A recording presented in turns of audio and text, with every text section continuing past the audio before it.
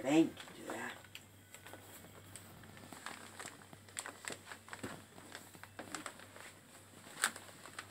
Du ser jo Pippi, hun står.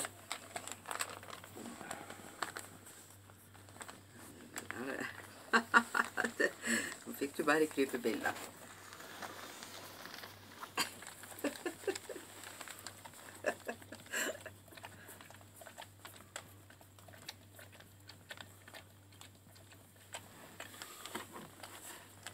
Det er jo noen som tisser så det renner her, ser jeg.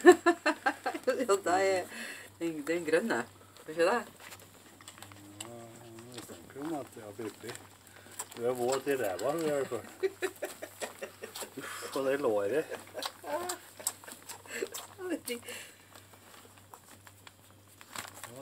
De trenger mer og mer, og det er ikke rart at hun trenger mer mat også, da.